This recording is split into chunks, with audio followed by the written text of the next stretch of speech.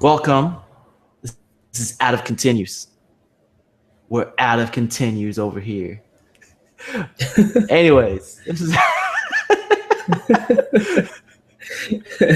welcome to Out of Continues, episode 197, a weekly podcast posted up every Monday on outofcontinues.com as an MP3, or it goes up a little bit before that on youtube.com/outofcontinues as a video where you can see my big empty room and Kevin's face. Yep. Just a picture. Yep. We talk about video games and related topics. My name is Stafa, for those of you who are watching or listening to this for the first time. And each week I have a different guest host with me. This week I have Kevin. Hello. So anyways, as you can see, I'm in a different room than I was last week. That's because Comcast is amazing. I'd like move everything to the other side of, I have two rooms. I got this room, and you can see the other room over there, which was the other room I recorded in the last 2 weeks. And Wi-Fi hotspot for Xfinity that I can connect to on that room has been down the past few days. So I had to move everything over here on the south end of the building. I only have these two rooms, so I had to like move everything as far south as possible so I could connect to this other Xfinity Wi-Fi hotspot. Comcast is amazing. Yes. And yes, I am sitting on the floor right now because I could not move the desk from that room to this room. But anyways, on to the podcast where we're talking about video games. This week's episode segments will include our main topic, which will be on punishment on the players. And then we got a quick announcement, and then we have some news. Not a very news-heavy week, but we got enough. And hopefully we could get through this. Since it's a short podcast, we get through this before I get disconnected. Yep. So anyways, before we go on, I want to say a little quick disclaimer that all opinions expressed on this show are of our own and not of our employers, whether past, present, or future. Though it is representative of all employers that we will never have past, present, and future.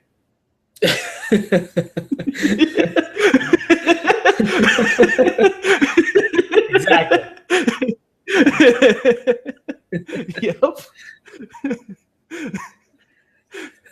Yeah. McDonald's, my opinion, represents them. So you start saying some rude things then? Yeah, sure. No, I'm kidding. It's just our opinions are of our own. That's it. Since I'd mentioned the whole moving, from that room to this room, if there's an echo similar to the, past 2 weeks, there is an echo, but I apologize. It's because this room is big and empty, and there is no carpet, so it results to echoing. So I apologize for the poor sound quality, but I can only do so much. So anyways, let's get to our main topic, which is on punishment in video games. And Kevin, this is something that you know a little bit of because you play a genre of games called roguelikes. Yep. So you get punished quite a bit, don't you? Yeah, quite a lot, and very easily too. So the thing about like punishment in games is that, let's roll back a few months where we talked about what is a game. You remember that during Game Design Month, April. It was a pretty good episode. For those of you who did not listen to that, I recommend listening to it. Can't remember which number it is, but it was from April. That's all I know. But anyways, we mentioned that what makes a game is that it is a problem-solving activity. Yeah. Right? And, for a person to, have, to do a problem-solving activity, there needs to be some type of fail state or some type of punishment for not getting, the problem solved. Right? Yep. If there is absolutely no repercussion for, playing incorrectly or playing poorly or anything like that, if you are guaranteed the best result, the win state and the best result by not even trying, then there's no real problem-solving element to it, right? Mm-hmm. So, you want to have some type of in your game, you want to have some type of, either fail state or some type of a punishment for, players who are playing poorly or incorrectly or whatever. But at the same time, you don't want the punishment to be too severe. Like back in, like, I don't know, like the 80s, when there was like a lot of, PC point and click adventure games. Mm-hmm. There were, I mean, I haven't played any of these, but I understand that there were games that had such ridiculous fail states where it's like, if you did not do something correctly or pick up the right item in like one of the first few screens of the game, 10 hours later, you're going to find out that you can't progress because you didn't do that thing in the very beginning of the game. Yeah, and a lot of the puzzles too were really weird and strange. Like you had to find and collect things and combine things that you never would have thought of in like real life. Like there's a couple of point and click adventure games that I remember playing where I mean, just some of the things that you had to combine in order to progress just didn't make any sense at all. And I would spend hours and hours trying to figure out, what I'm supposed to be doing, but nothing worked until I looked up on like a walkthrough or something to help because they're just so difficult. Mm-hmm. Yeah. So like, if you were punishing the player 10 hours worth of their time, you're not gonna have that player stick around. Yeah. Like, there's a reason why checkpoint systems have become like the norm in games these days, especially AAA titles, because you don't want to punish the players too severely, but at the same time, you don't want the punishment to be like just, a slap on the wrist, be like, you go back 10 seconds. Bad. You know what I mean? Like if you just go back 10 seconds, then at most it is a mild annoyance. It is a mosquito. Like, yeah. At that point, a player can just power their way through, just through sheer will rather than like using any brain power. Like I ended up doing that in the first BioShock game. Because of the fact that the respawn system, like the whole world stays the same when you die.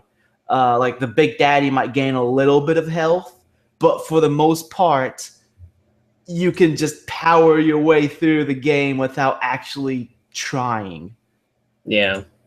Like that's what I end up doing. Like halfway through BioShock, I was like, why am I even like trying to play well? And then I just end up beating the game, just smashing my way through it. So, I mean, like, I think they definitely improved on that in the later BioShocks. Like in Infinite, they do have, a respawn system that takes you back a few seconds or so, but at least you're losing money and resources when you do die. Yeah. So, Kevin, you have any like examples you want to talk about as far as punishment in games? I think probably the most popular modern example of a game that's punishing would be any of the Dark Souls or any of the Souls games, including Bloodborne. Those games are pretty well known for their difficulty um, and how much you actually get set back if you die. I mean, if you die, so basically the point of the game is, to collect the souls so that you can upgrade your weapons, your gear and things. So you collect those souls by killing monsters and other creatures. And if you die, you lose all of that, every single soul that you haven't spent for upgrades until you get back to your body. And sometimes that's just, and if you die once, all your souls are gone, but they can still be replenished. They can still get them back. But if you die again before you get those back, those are permanently gone. And so, I mean, like, that's a pretty big punishment, that if you can't get back to where you died within the next try, then you lose everything. And what do you think about the Twitch Plays Dark Souls? I don't think I'm familiar with that. Like the Twitch Plays Pokemon? Oh, I heard it in here, Twitch. Oh, that's interesting. I didn't know that actually was a thing. Yeah, there's a Twitch Plays Dark Souls, and I think it is impossible for them to win. Like the probability of them winning has to be astronomical. Yeah, because the Souls games are very heavily reliant on, they're very skill-based games. Whereas like with Pokemon, those you can kind of win almost any situation. I mean, not any situation, but I mean, you have, it's not as much skill-based as it is just like rock, paper, scissors and making sure you pick the right. It's a Yeah, so it's a turn-based game, and like probably the hardest part for Twitch Plays Pokemon was walking through the was it like the haunted maze thing, where if you go on the arrows, it pushes you a certain direction. Oh yeah, I remember that. In Dark Souls, that is a completely, the entire game is real time. It's not a turn-based game. Yeah. And what you do that specific second matters in the fight. Yeah, and with hundreds of people like trying to input at the same time, that would just become, it would be more chaotic than the Twitch Plays Pokemon stuff. But, but yeah, I mean, Dark Souls, all the Souls games, they're pretty good example for punishment, I think. A game that was really punishing was I think a lot of games in the PlayStation 1 era were very punishing, like RPGs and the horror games. I'm specifically thinking of Resident Evil, because in Resident Evil you have the ink ribbons, and not only is saving a finite resource. There's only so many ink ribbons in the entire game.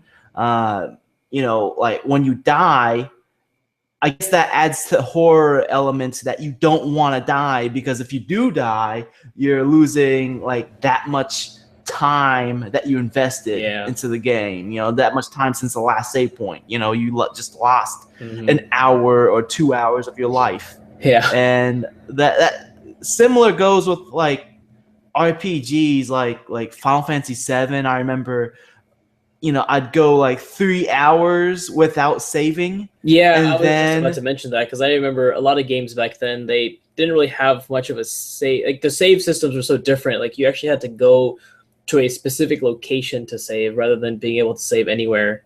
It's kind of like the Dead Space games, but much more poorly planned, I think.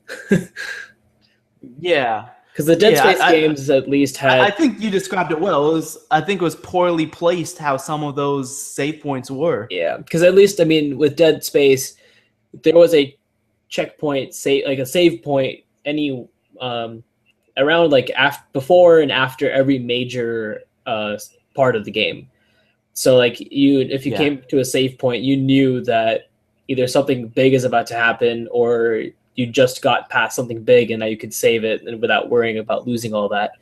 But like you were mentioning Final Fantasy VII, I remember playing a little bit of that and going 1 or 2 hours without saving, and then I would have to leave my PlayStation on if I wanted to go eat or had to go to the store or something. I like if I had to go to bed or something, I wasn't sure if I could get to the next checkpoint in time, so I just leave my PlayStation on, and sometimes that would worry me. Yeah, there were times when I was playing that game and I was like, I haven't saved in 2 hours. Yeah. When's the next checkpoint? And it's like, oh my god, I'm fighting a boss right now. I need to win this boss fight because I haven't saved in so long. It's been hours since I saved. Yeah. I don't think it was well thought out as far as how the saving system was back then. I mean, like, it makes no sense in the context of that game because of the fact that, those games took a long time to beat anyways. It takes 70 some hours to beat. Yeah. And for you to literally waste 2 or 3 hours because of the fact that you did not have the ability to save is just insane. And then even older games like Super Mario Brothers that didn't even have a saving system at all. So once you turned the system off, or if you died enough times, then that was it. You had to start back from the beginning. Well, I mean, that had a completely different system altogether. That had the lives system, which is a whole other way of punishing players all to begin with. I mean, the fact that you have a finite amount of lives, and once you're out of lives, it's game over. Yeah, you're out of continues.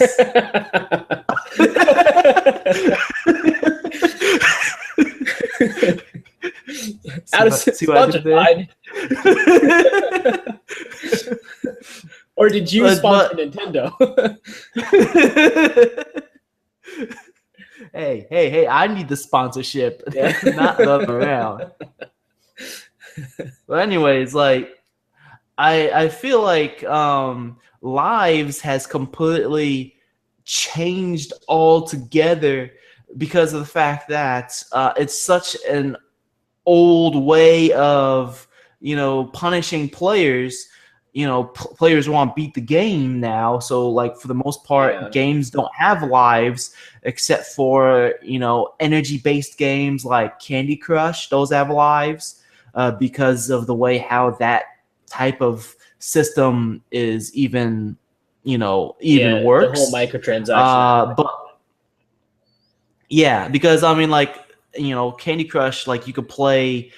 I mean, it has just an endless amount of levels. There's just so many levels in that game. So the reason why they put lives is because to limit the amount the player can play at a time, or if they want to play more, make money. But as far as your Mario games having lives, I mean, I haven't played a Mario game in a while, but the last one I played was New Mario Brothers on the DS. And at that point, lives was just it just seemed like it was there just for the sake of being there. It did not feel like it was punishing at all because I was getting so many lives. It did not even matter. Yeah, because they started adding hundreds of coins per level, and you just that was I think New Mario Brothers 2 for DS. That was the one that had either that or 3DS. I can't remember. I think it was a DS. Yeah, but that was the one with millions of coins, and that was the gimmick of that game, that there was coins everywhere, and at that point, like, lives definitely didn't matter. Yeah. Like, there was really no point in having lives at all. Like, it was just there for the sake of, just having a check mark on Miyamoto's list of things that needs to be in the game. Yeah, and then You know? also just the fact that, I mean, the coins, like the whole lives thing, yeah, I don't know. They tied it to the coins when they should have just like kept to the green mushrooms or something, and and then make those a little less abundant, so you're not like collecting lives and getting up to like 999 lives within a matter of a couple minutes. Yeah. I mean, they can also try to come up with something different to do with the coins, like other than 100 coins equals a life. Get some other type of reward, like 100 coins gets you a power up, Yeah, like a star power up or something like that. Yeah, like they could even do new weapon types, because I mean, I didn't play any of the newer Mario Brother games, like the 2D ones, but I mean, like in the original ones, you had the flower that gave you the fireball.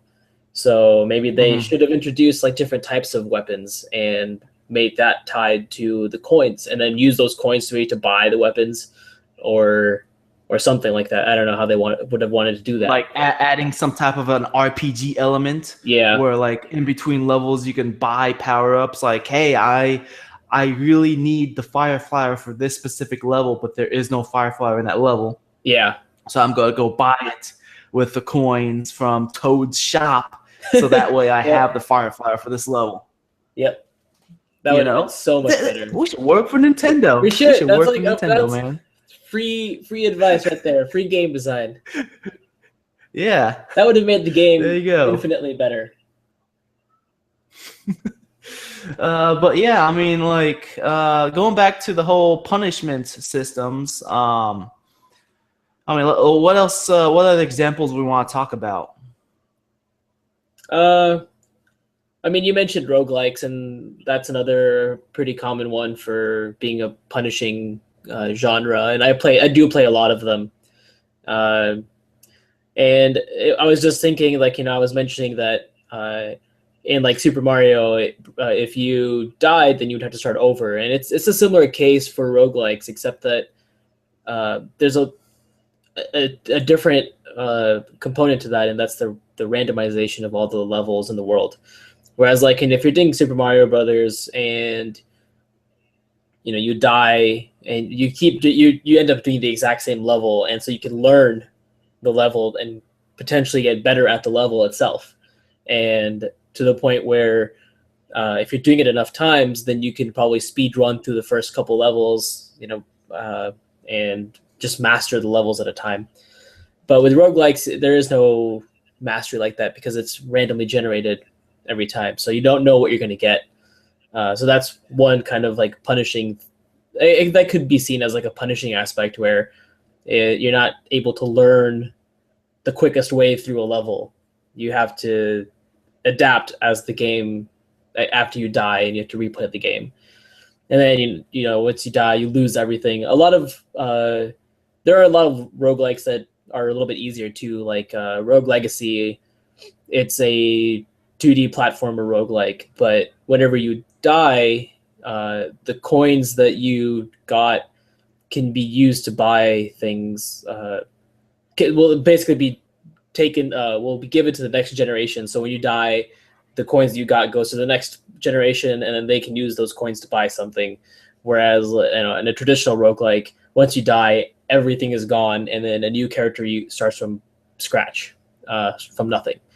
Mm-hmm. So, I mean, there's different levels of difficulty in roguelikes even today. So, and then there's some that are really confusing, because even like things like the potions will be randomized too. So generally a potion will only have a color and not really like a type. So you won't be able to get health potions or mana potions. You go around and you pick a red potion or a blue potion or a green potion, and the attribute of what that potion does can be completely different every playthrough. So you have to learn the game every time because you don't know what it's going to be. You know, like one time when you're playing it, the red potion might be the health potion, and the blue potion might be the mana potion, just like we're used to it for RPGs in general. But then when you die and then you come back to the game again, the red potion might be a poison and the blue potion might be like a strength buff. And so like you never know what you're going to get, and you just have to learn the game every single time. Hey, I don't know if you're aware, but we have a viewer watching this live. I don't know who it is, though. It just says one viewer.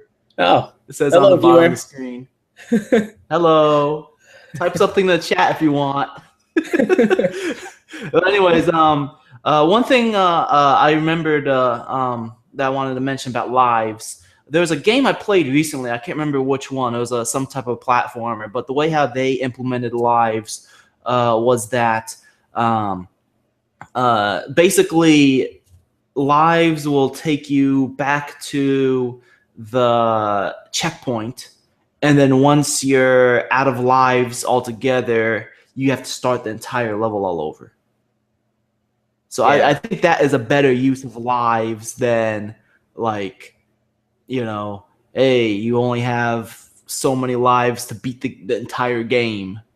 I like the main reason why lives were even implemented in game design to begin with is because of arcade games.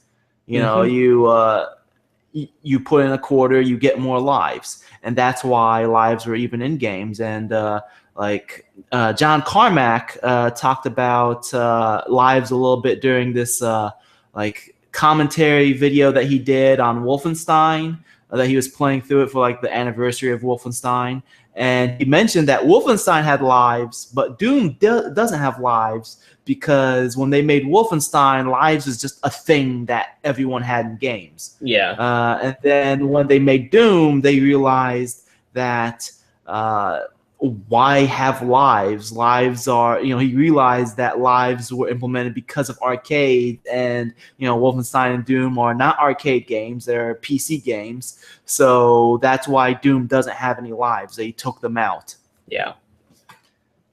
So basically, I mean, the way how Doom works is that you have this, you can save anywhere, and if you die, you either start the entire level all over again, or you load up your last save point.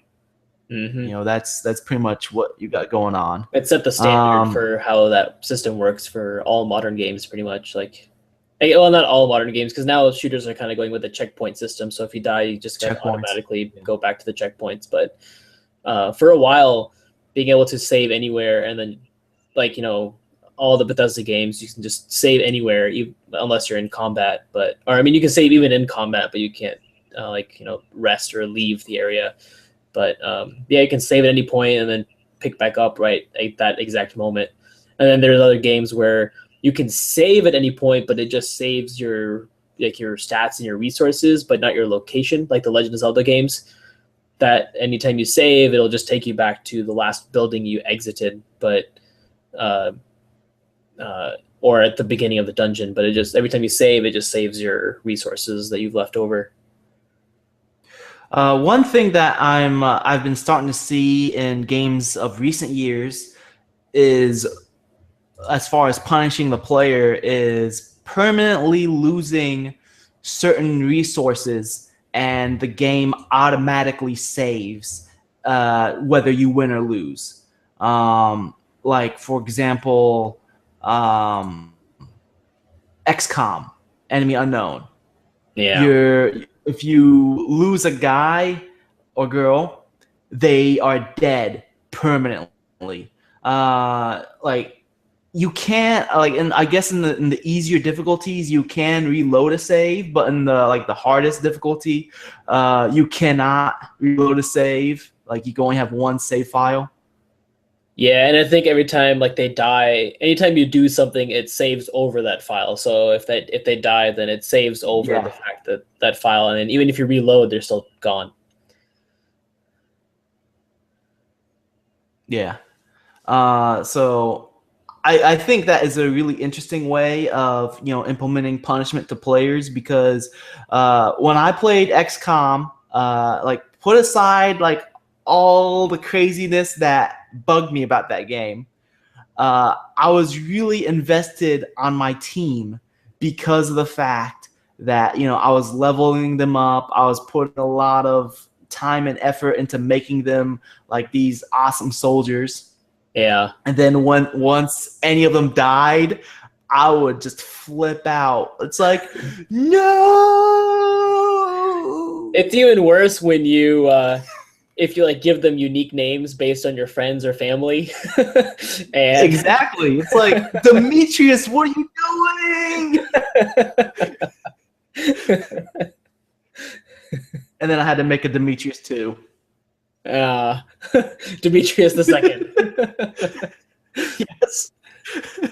I brought him back to life. His father died in battle, but he will continue his legacy.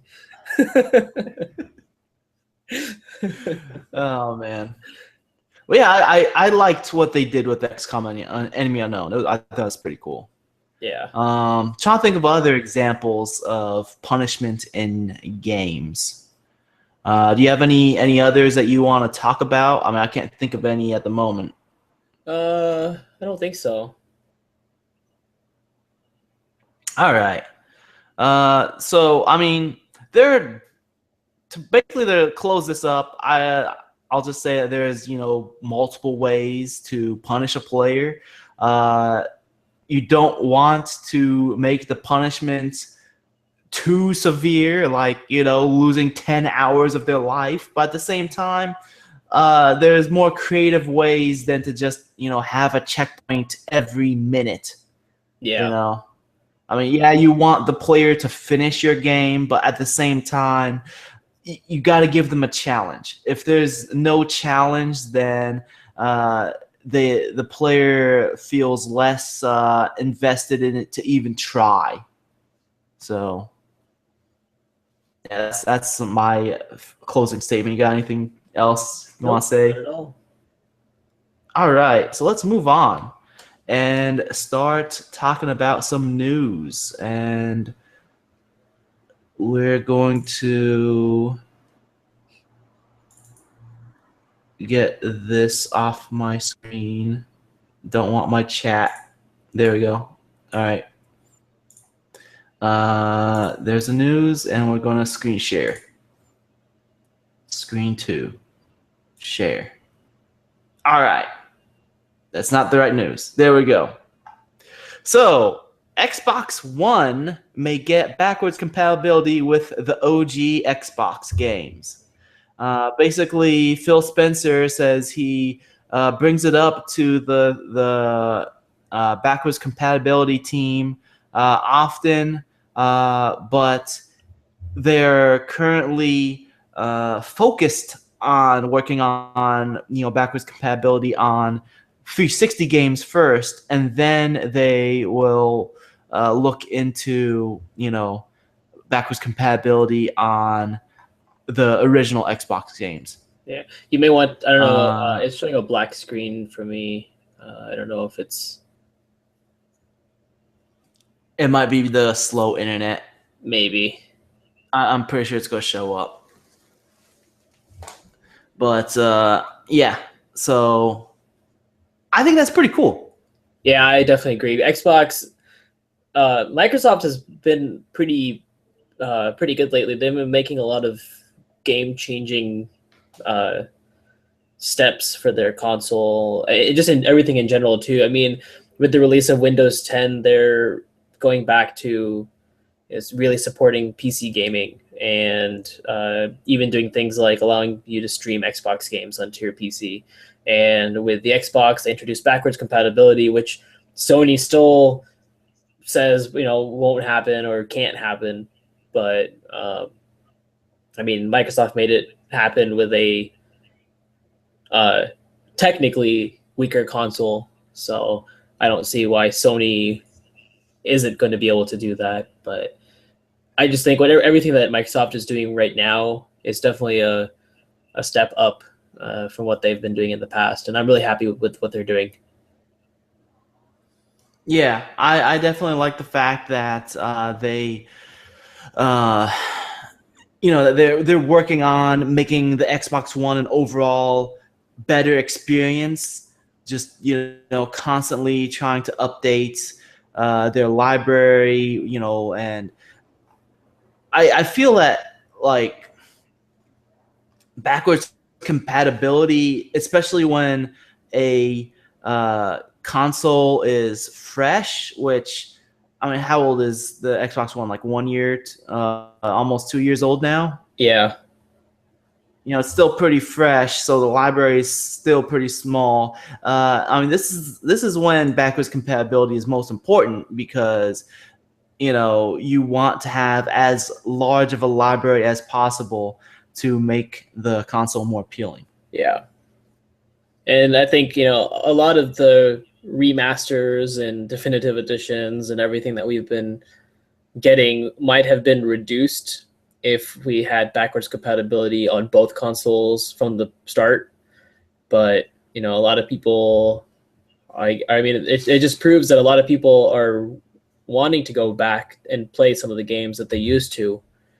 And backwards compatibility, for some reason, is still being neglected, at least on Sony's side. I'm told, just recently from Microsoft. I feel like Sony's answer to backwards compatibility is re-release it with higher definition. Yeah. So that they can charge more. And then I mean, like, it wouldn't bother me if they did remasters at like a different price point, but not $60, especially because the amount of, I mean, well, like I think the God of War, hold on, God of War 3 HD, I think it's like $40. I'm checking it right now. Yeah, the God of War, like the HD collection, the one that comes with 1 and 2.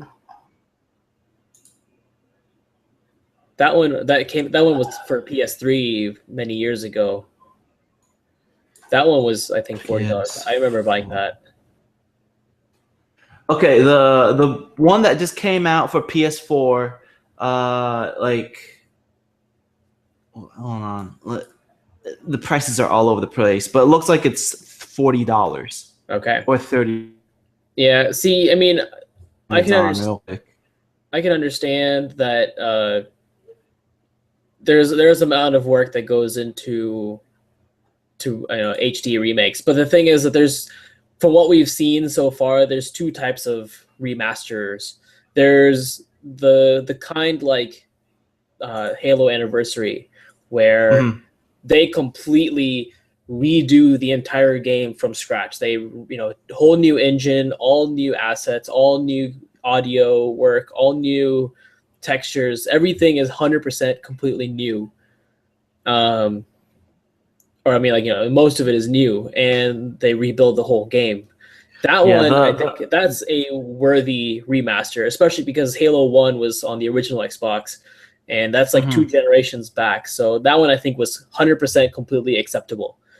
But then the God of War 3 HD re-release that just came out for PS4 is $40 on Amazon. I just checked it right now. So they're not charging $60, but still it's a pretty high price point for a game that is, it's been out for a while.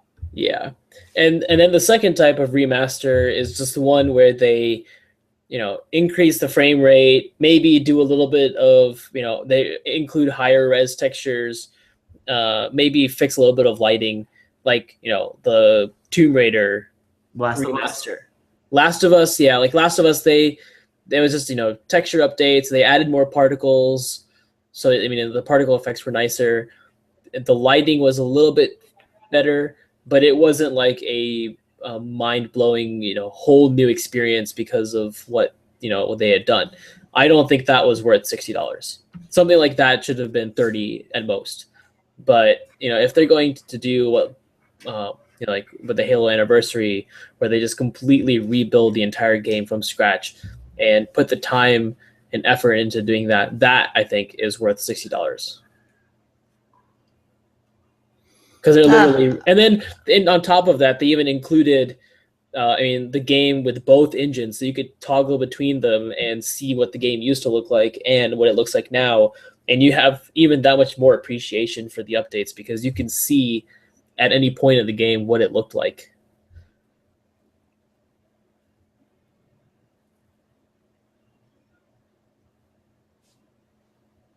I think I lost you.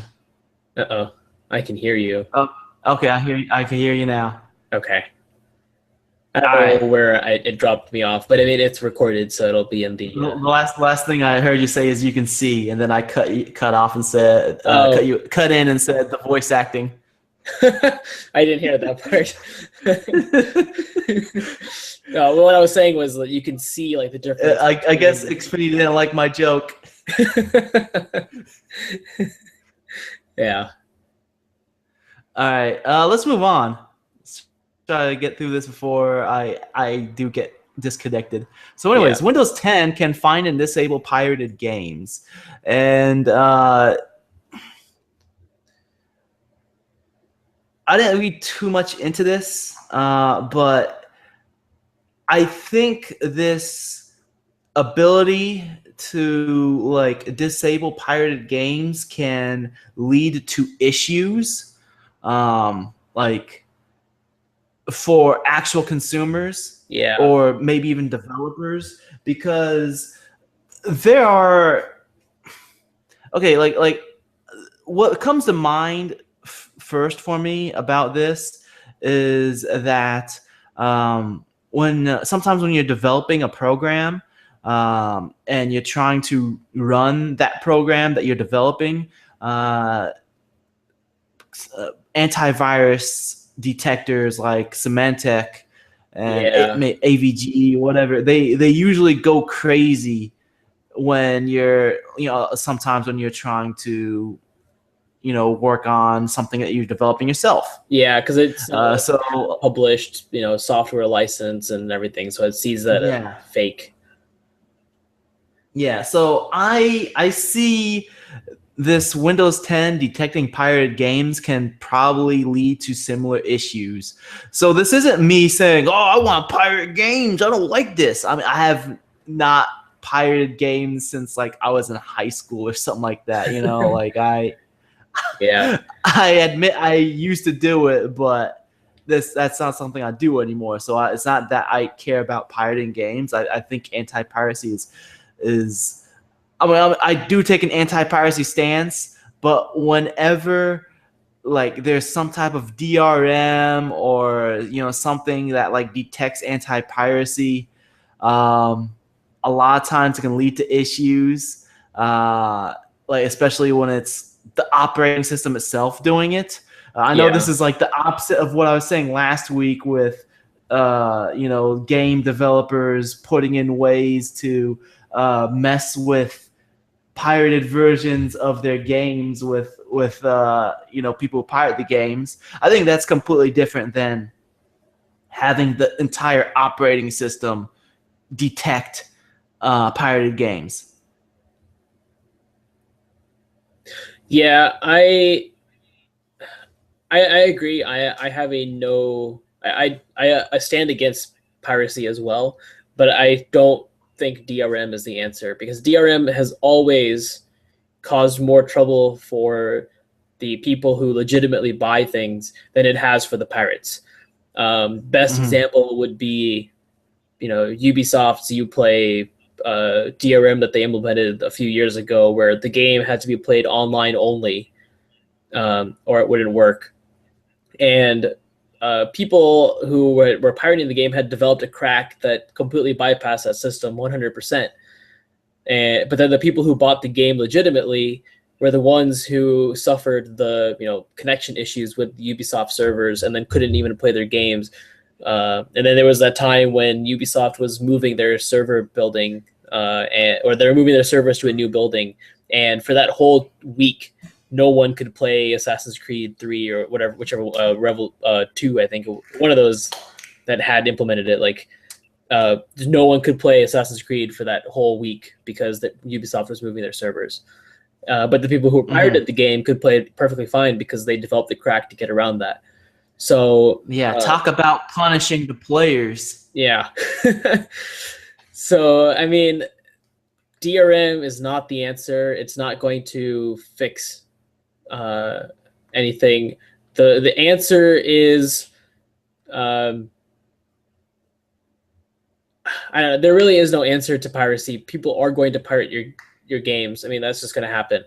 But you could do things to make it less of a burden for the people who bought the game legitimately. I mean, it's been proven that games that have no DRM actually have more sales from even the people who would normally pirate games. Okay, on the top of this article, it says here that it's specifically for items obtained through Xbox Live and the Windows Store content, not anything on the PC. Okay, so yeah, and then they're just.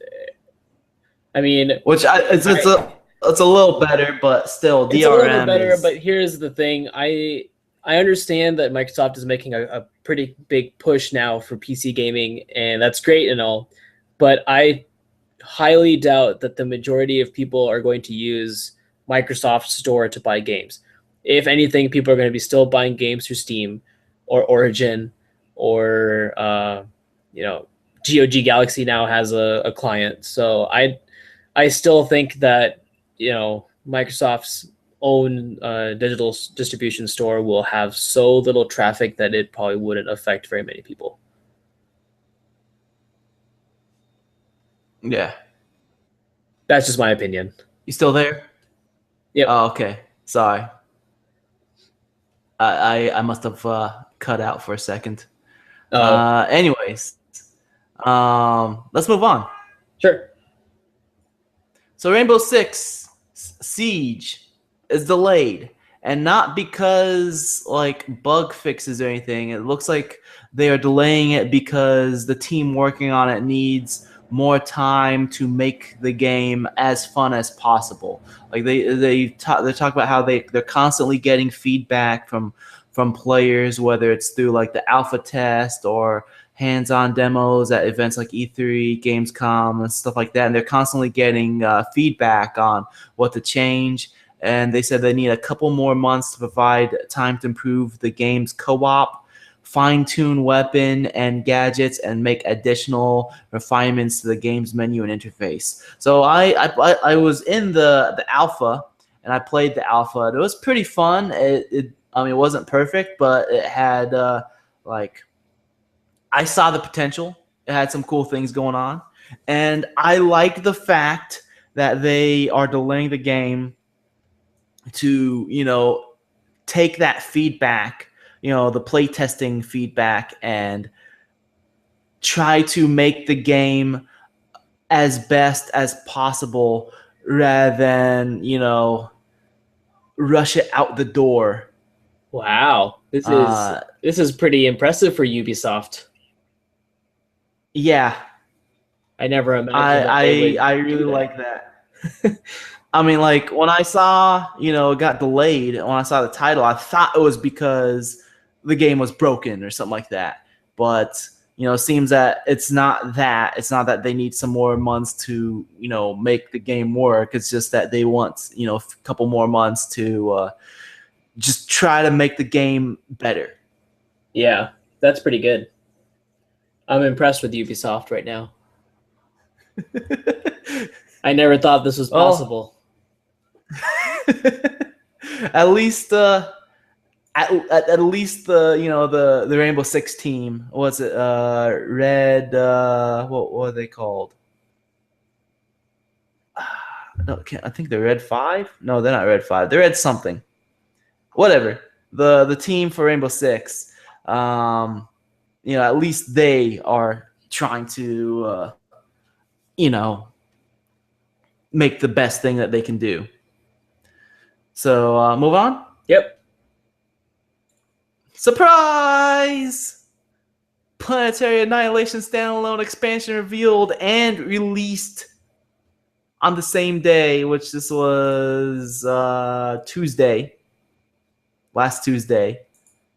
So Planetary Annihilation which is an RTS game by Uber Entertainment, who also made Super Monday Night Combat, Monday Night Combat, and Wayward Sky, the upcoming Wayward Sky, which is I think that's the PlayStation 4 Morpheus game. Yeah, something like that. So anyways, so Planetary Annihilation was this big Kickstarter. It got successfully kickstarted. A lot of people were really hyped about it because they wanted what was the previous game called? Do you remember? It was something else Annihilation. Total Annihilation. I think that's what it was. Yeah. I mean, you're probably right. Like that style of RTS, a lot of people wanted that, but yeah, Total Annihilation didn't quite live up to that same expectation. So, they're like, okay, Planetary Annihilation is going to be like Total Annihilation, but better. You're going to like smash planets into each other. And it had like this huge Kickstarter. And it mainly became infamous for the fact that the early access for this game was like $100 because of the fact that people who backed the game through the Kickstarter, those who got, those who paid $100 or something like that got early access to the game. So that's why the early access cost so much. Yeah. And when it actually came out, I remember people being really disappointed. Like they said the tutorial was terrible. There was like no single player. They eventually patched in like an offline skirmish mode, and like overall, like I remember people being pretty disappointed. I mean, they're so disappointed that when they were trying to do the Kickstarter for was it Human Resources, which was basically, it was like Skynet versus Cthulhu. It was kind of that game looked so amazing. I wanted to back that, but it was using it was using the Planetary Annihilation engine. Yeah. And systems. So that did not get funded because basically Uber burnt their fans. They burnt their fans with Super Monday Night Combat. They basically abandoned that game. They burnt their fans with Planetary Annihilation. And, now they're burning their fans again with Planetary Annihilation Titans because basically this is a standalone expansion. What are some of the things that they improve? They add the Titans, which is a new class. They have other new units. They have multi-level terrain, improved tutorial, enhanced single-player galactic war mode. So these are things that people wanted in the first game, the first Planetary Annihilation game, and you have to pay $40 for this, or if you already own Planetary Annihilation, get 66% off. Also, people who backed this on Kickstarter get this for free. But that's not everybody who owns this game. Yeah. So that's only a small percentage. So basically, a lot of people are upset that this thing came out. They feel like this is what Planetary Annihilation should have been. With like improved single player, improved tutorial, things like that. And a lot of people are like calling out Uber and saying, hey, what they're basically doing is they're trying to rebrand this game that got like low review scores on Steam so that they can, pretty much have a fresh start and try to get a higher review score on Steam and Metacritic. Huh. Yeah. It's also kind of strange that they announce and release this on the same day. Yeah. I mean, maybe they didn't want to announce it mainly because they were afraid that people would instantly, not consider it because of the bad reputation. But Yeah, I'm not sure. I don't know. I used to really like Uber Entertainment because I played a lot of Monday Night Combat, Super Monday Night Combat, and I even met one of the developers. He seems like a really cool guy. I met him at PAX, and they seem like cool people and all, but at this point, it just seems like they lost all of the, like that, the character and personality that came from that studio is all gone. And at this point, it just seems like they're just pumping stuff out just to uh, keep the roof above their heads at the Yeah. studio. Especially with like Wayward Sky, which is that Morpheus game that I mentioned earlier, which does not look good at all. It just seems like they're making it because no matter what, they're gonna make money because it's a Morpheus release game. Yeah. Wayward Sky. Every time someone brings that up, I always think Skyward Sword for some reason, because of the way the names are so similar. Maybe intentionally. Maybe. So anyways, let's move on. Sure. So okay, you know about chat roulette. Yes.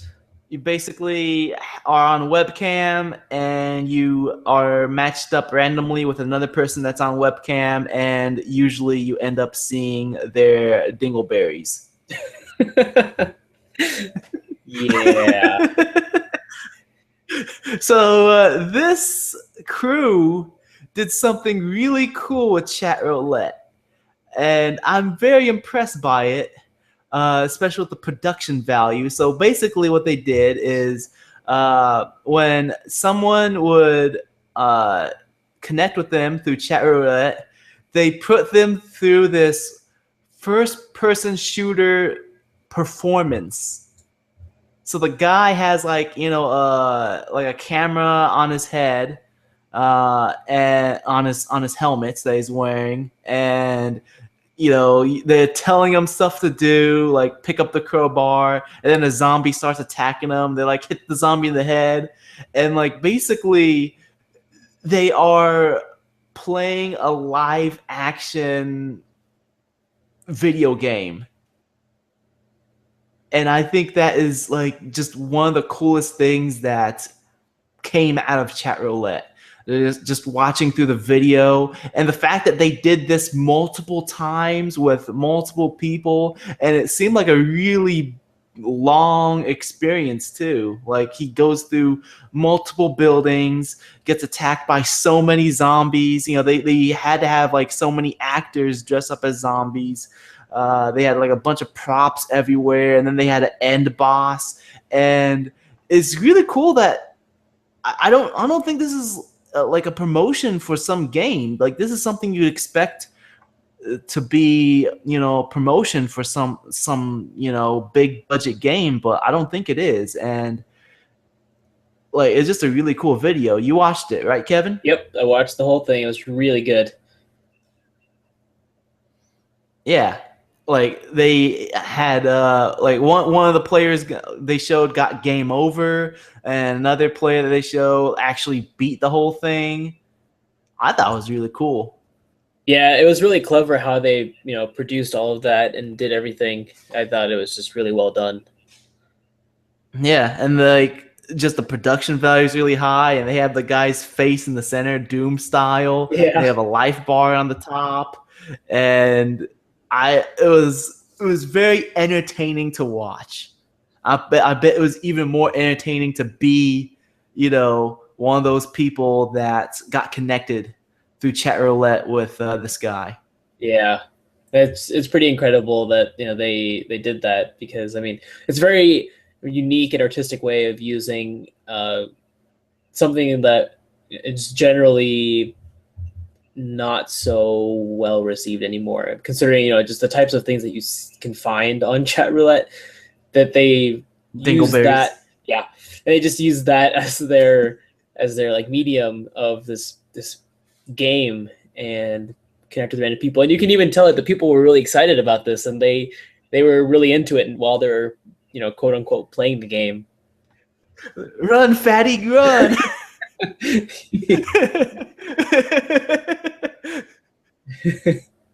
Yeah, I just thought it was really entertaining. It's gonna be in the show notes. Check out the video. I thought it was pretty entertaining. Yep.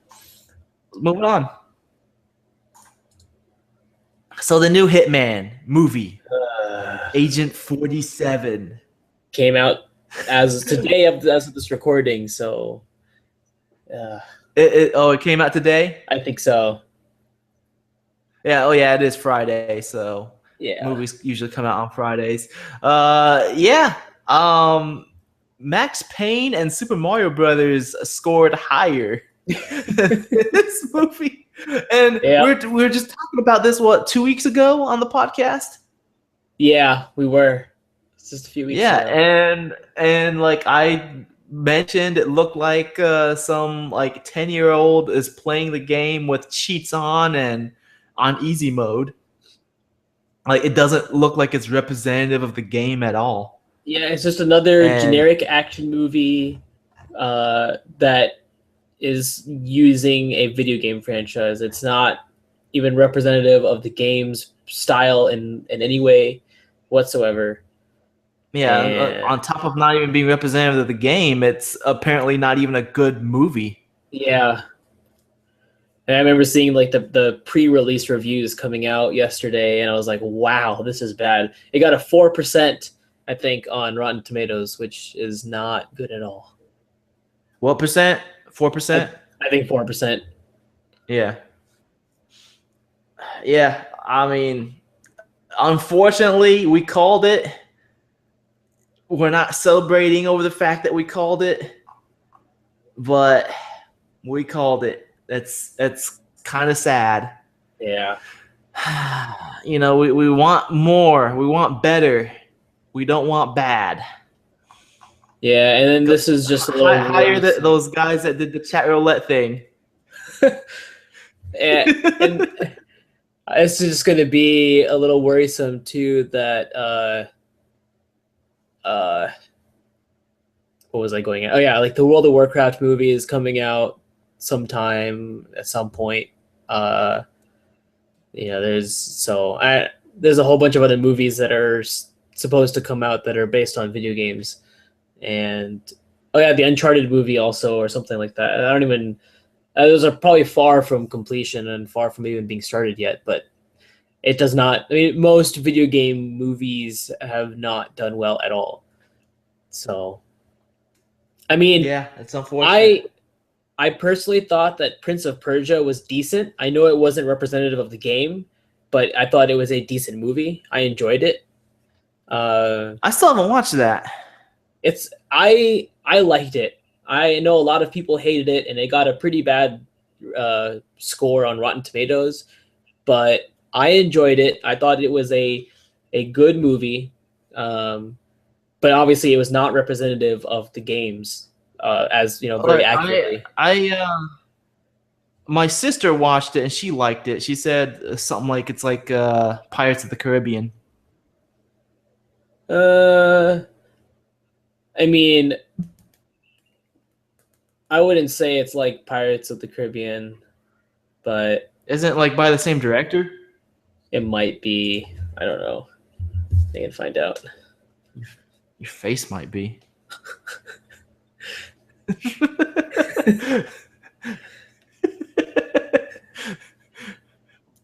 Let's move on. Sure. All right. One last news article, not game related, but I'm going to talk about it anyways. Marvel's Agents of S.H.I.E.L.D. is getting a spin-off show. So the Marvel Cinematic Universe has been expanding with TV. They have Agents of S.H.I.E.L.D. was the first one to expand on the TV, and then they had Agent Carter, and then they had Daredevil, which is on Netflix, and now they have a new show lined up that is going to be called, where is it? Marvel's Most Wanted, and it's going to be starring, the show's going to be about a Mockingbird and Agent Lance Hunter, who are both characters from Agents of S.H.I.E.L.D.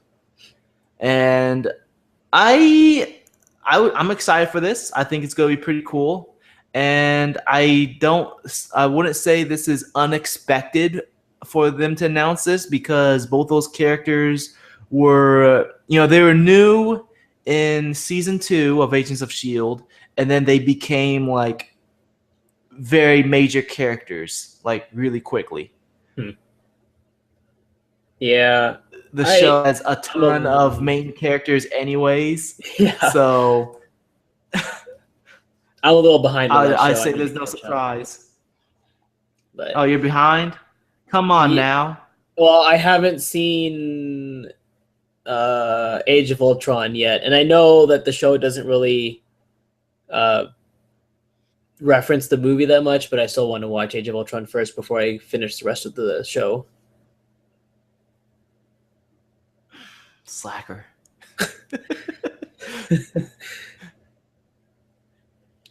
But yeah, what do you think about this Marvel's Most Wanted? It should be interesting. I really like I like the Marvel Cinematic Universe. And Agents of S.H.I.E.L.D. is actually my favorite like superhero TV show, or comic-based TV show. I mean, if it's being written by the same group of people and being directed by the same group of people, then I think it should still be pretty good. Yeah, I think Marvel has been doing a really good job with their shows. They're very consistent. They follow like one large. Well, each show has like one large plot, rather than the issue with DC's shows, like Arrow and Flash, is that they have like a villain of the week.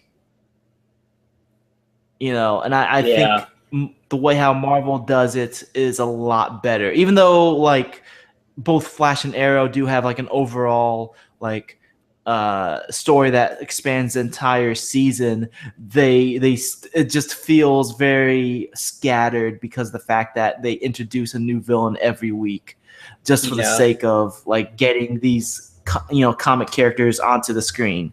Yeah. You don't get that feeling from the Marvel shows. And after what was it, like the first half of Agents of S.H.I.E.L.D. season 1, like I feel like they got pretty good with what they're doing with their shows. The first half of Agents of S.H.I.E.L.D. season 1 was pretty bad. It was okay. I didn't think it was horrible, but it was pretty bad. I would not have continued watching if it weren't for everybody else telling me it gets better. I don't know. I stuck with it, and no one had to tell me to continue it. I enjoyed it.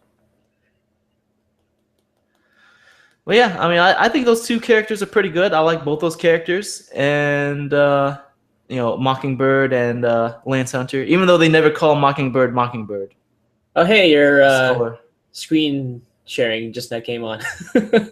Ta-da!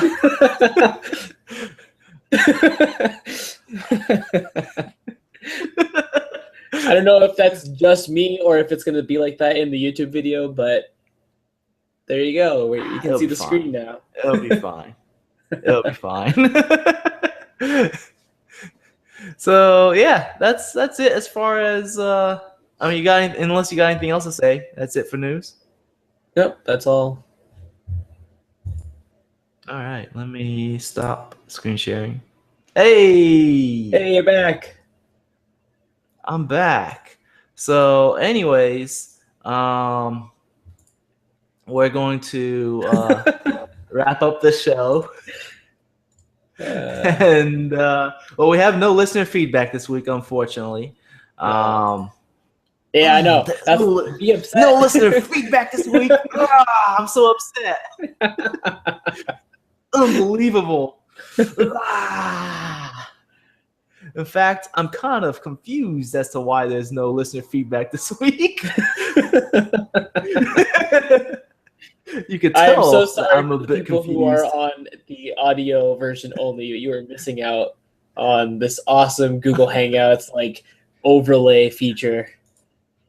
Stop with the Queen. Yeah, it's hey, I'm royalty. What can I say? Deal with it. So, anyways, yeah, exactly. Deal with it. So, anyways, no listener feedback this week. And if you want to write into podcast@continues.com. Get back on my face. There we go. That's better.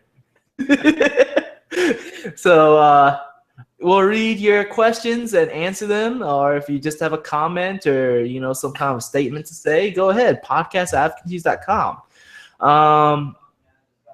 So other than that, let's wrap up the show. Not gonna do the Twitch stream because I haven't been Twitch streaming in a while. Bad internet. Still working on getting some videos up on the YouTube. Kevin, you're supposed to be making a video. Oh yeah, I forgot about that. Oh yeah, that's a That's what I need. I need a light bulb. Yeah, that's right. So when are you gonna make that video? This weekend. I'll try to make it this weekend. Man, I made like 4 videos with my bad internet. Well, and you made none. I know. When I come home from work, you just needed to make one. It's an interesting game. I've played a little bit of it so far, but I haven't recorded it yet. I just wanted to see how the game was before recording. So, well, there you go. Just now that you know how it goes. Just start recording and be like, okay, I know how this game controls, and we're gonna go from here. First impressions.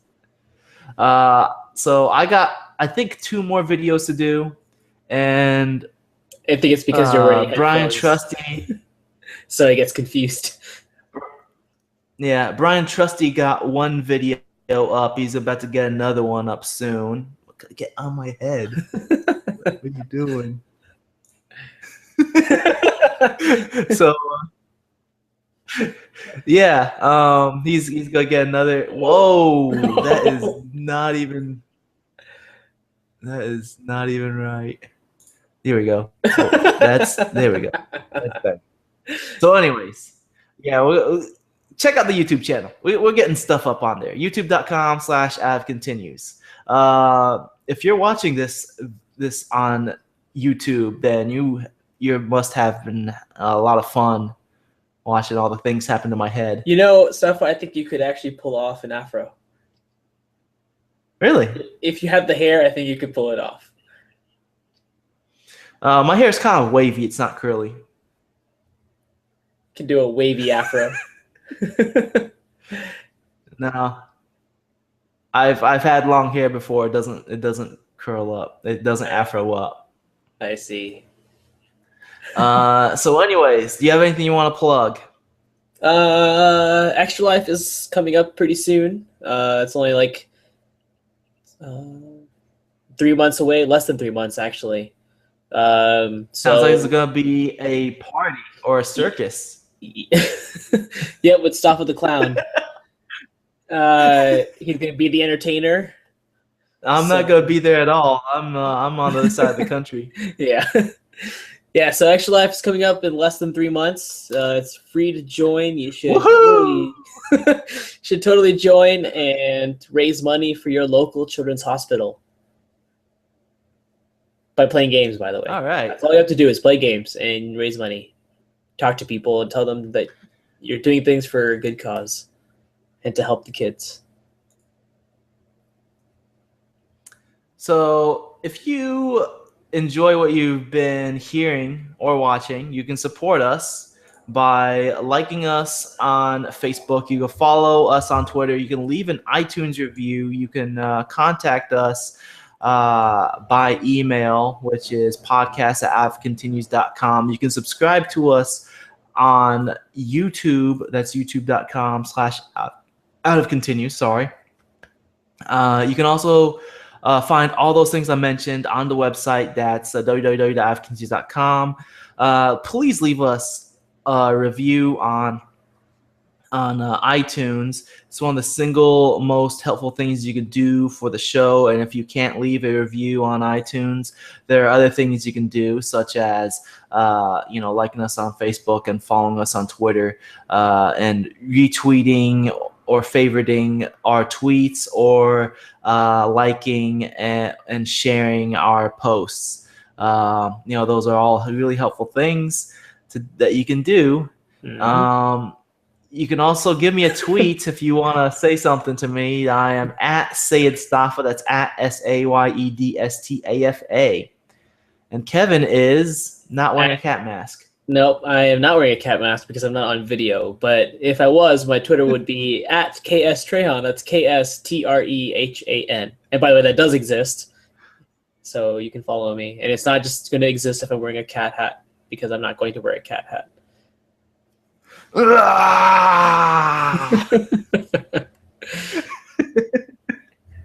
So I'd like to thank my guest host for joining me today, Kevin.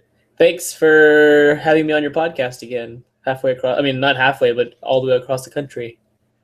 And I want to thank that one viewer that left earlier, but that was here earlier, for being with us, though they didn't type anything in the chat. So don't know who they are, but thank you for being with us. And with that said, I am your host, Stafa. Peace out, everybody. And I'll see you next week. Whoa.